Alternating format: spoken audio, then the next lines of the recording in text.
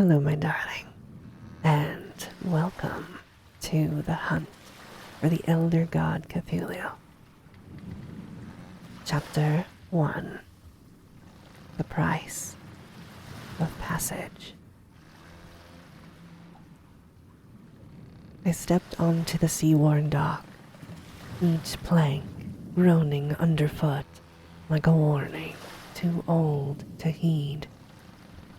The air was thick with salt and secrets. Rusted chains rattled in the wind, whispering of drowned men and debts unpaid. Overhead, the sky brooded, a canvas of sickly gray, bleached by storms yet heavy with some unspoken promise. And there she waited, the dreadful. Her twin masts speared the heavens like the bones of a leviathan, and her sails strained against their rigging like caged beasts. The ship didn't sit on the sea, so much as loom above it, defiant of gravity, of nature itself. I paused at the gangway, the hairs on my neck rising as the chain clinked above me, sharp, deliberate, like the cock of a flintlock. I reached into my pocket, fingers brushing the worn edges of the note that had brought me here.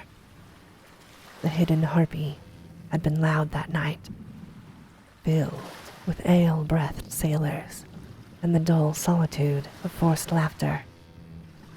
I'd found the letter beneath my door, the paper stiff, as though braced against the damp and the weight of fate.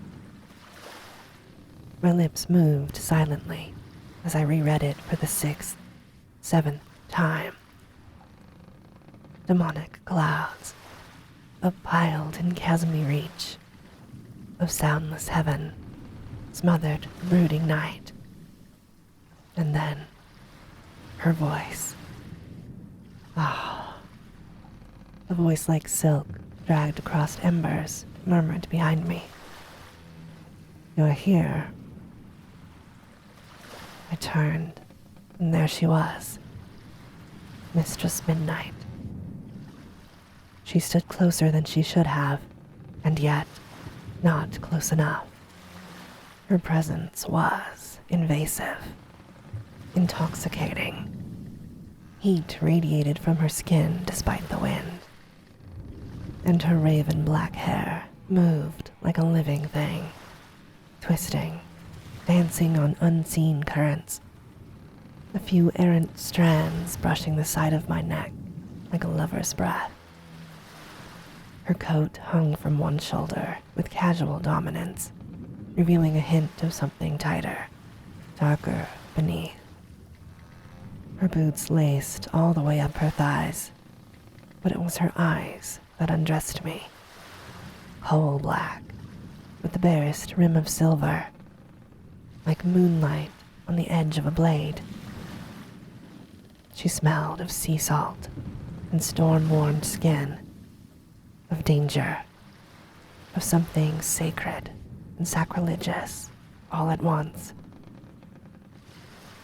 "Take a crate," she said, her voice curling into my ear like smoke from forbidden incense, "and follow me."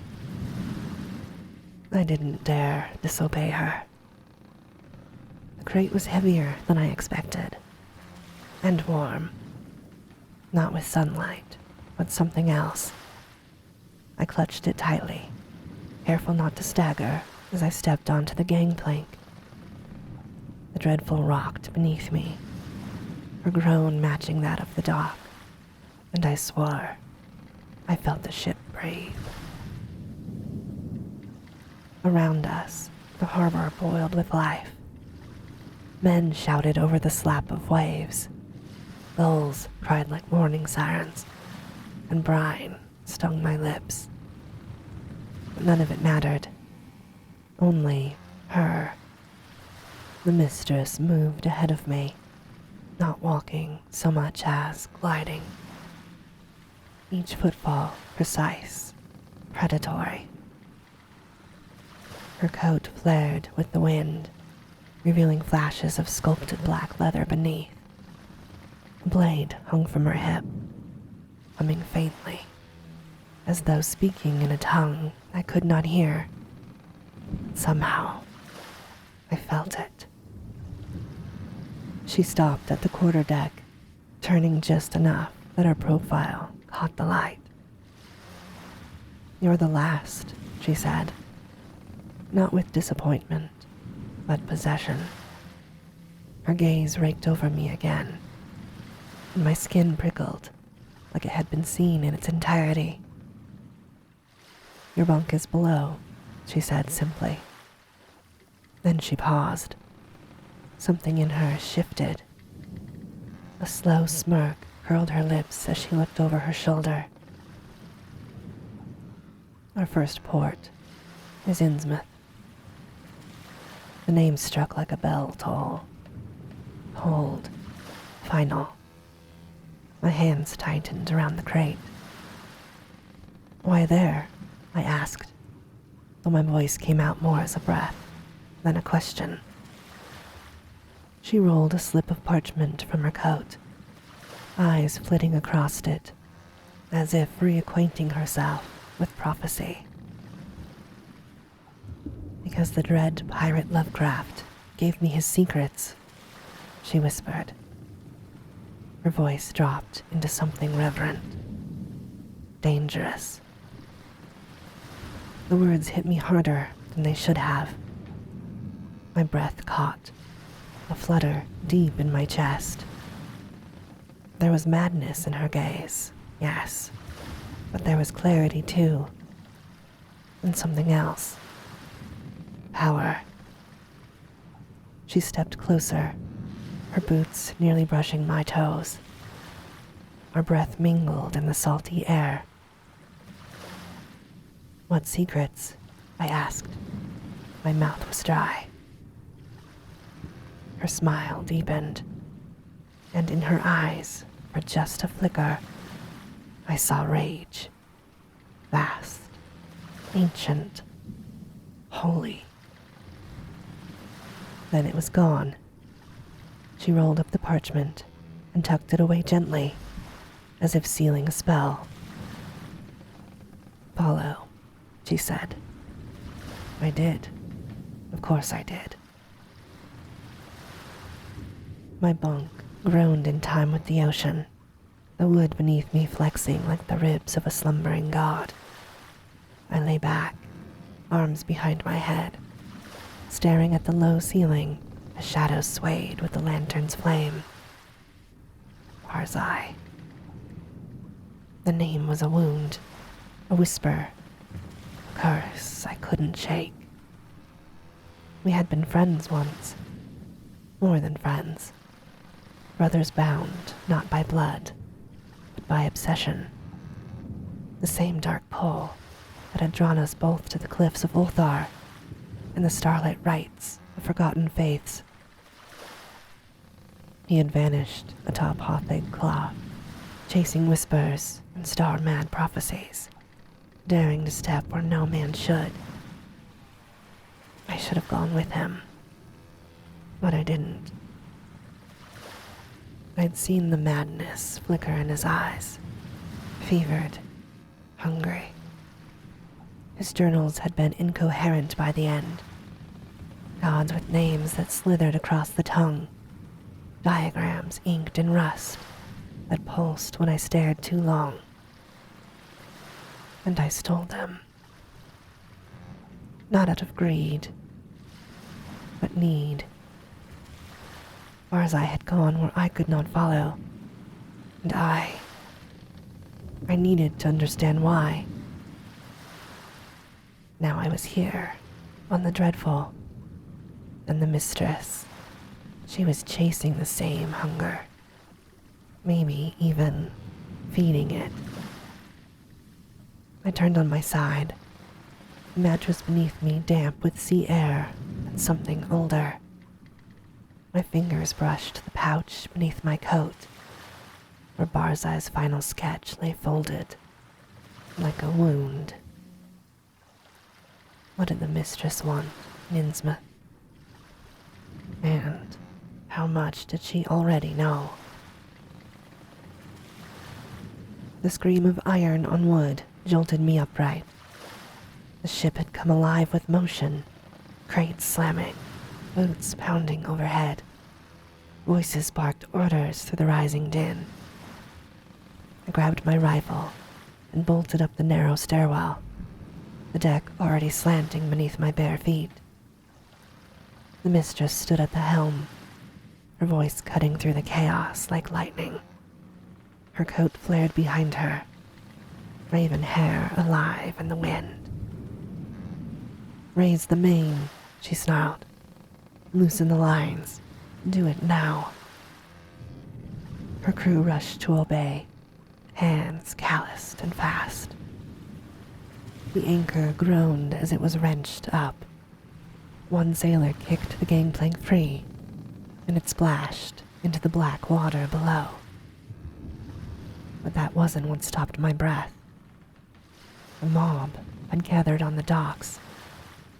Dozens of them, faces twisted in fury and dread, eyes wild with something ancient and wrong. They howled as they ran, brandishing clubs and rust-bitten blades, teeth bared like beasts. One woman threw a bottle that shattered inches from a crew member's head. "Sail on," Mistress roared. The dreadful lurched, groaning as if in delight. We pulled from the dock, gliding faster than the wind should allow, like something beneath us was pushing. I stood at the edge of the stairwell, frozen. Those people, why were they trying to stop us? What did they know? The mistress turned, stalking across the deck toward me, her eyes locked to mine, burning with something primal. She brushed past me, close, too close, her body like heat in motion. "Bad business," she murmured. Her voice was velvet soaked in blood. "Nothing to worry about." And then she vanished into her quarters. I stood there, skin flushed, heart pounding. And I knew, without understanding how, that I would follow her anywhere. Night bled across the sea, like ink spilled from a cosmic wound. I lay awake, the ceiling above my bunk warped by flickering candlelight. Sleep clung just out of reach, chased away by the memory of her nearness, her voice, her scent. Then came a scream. It wasn't human, not entirely. A strangled sound, all terror, just syllables. I was on my feet before my mind caught up, heart hammering. I didn't grab a shirt, only the rifle. The deck was a world transformed. Cold moonlight gilded every edge in silver, and the sea hissed like it shared a secret.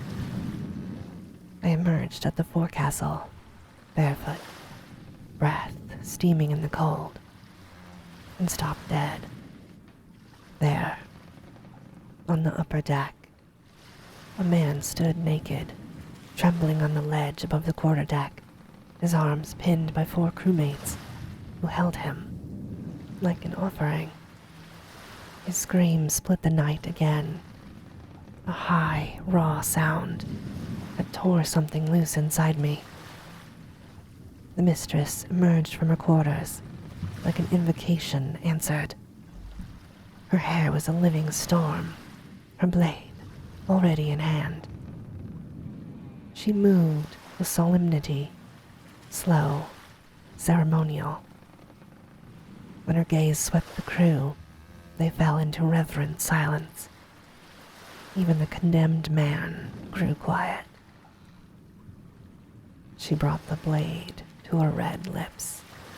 A kiss. A vow.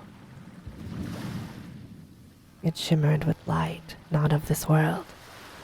Not blue, not red. A color outside the spectrum of sanity. It sang.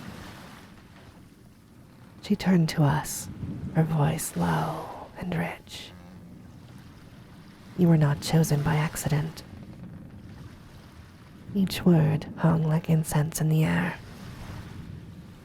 The dread pirate came to me last night, in dream, in darkness.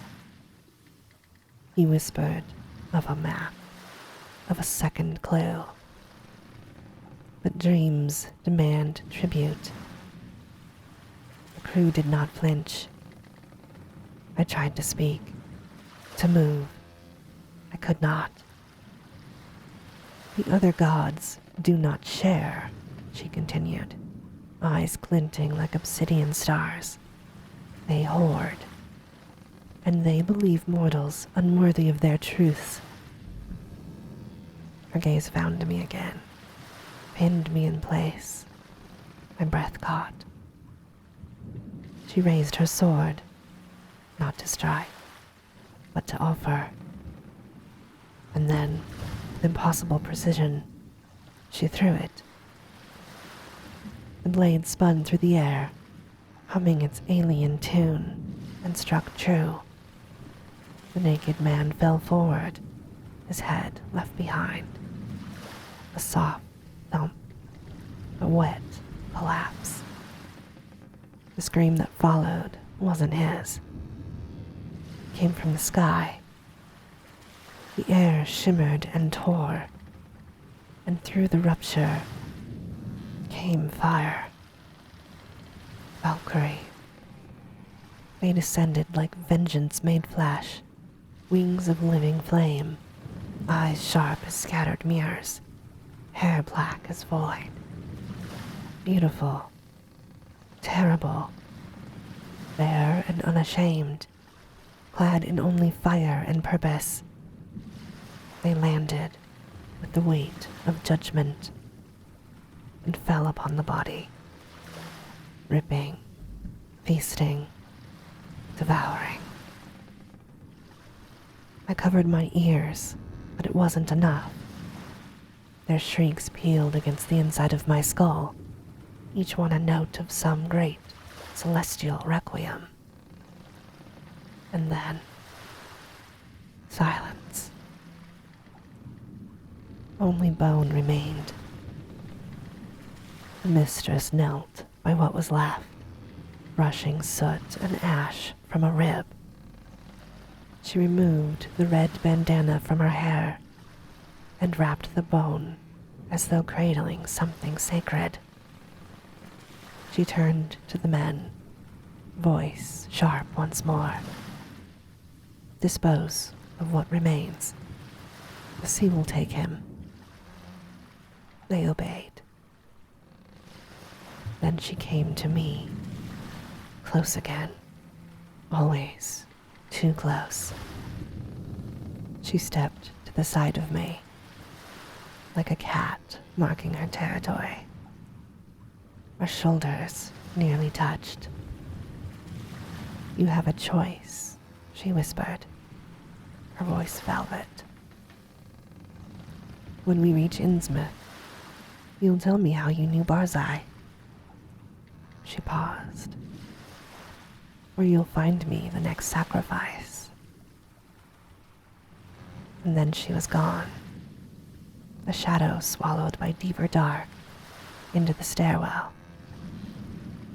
And I was left trembling, not from fear, from longing, from the weight of fate, from the sound of wings that hadn't truly left. And now you must choose, lorekeeper. Will you confess your past with Barzai? The truth behind what you stole? Or will you do as the mistress commands and capture a man from Innsmouth to offer to the gods? Choose carefully. Each path binds you deeper to the archive, and the vault always remembers.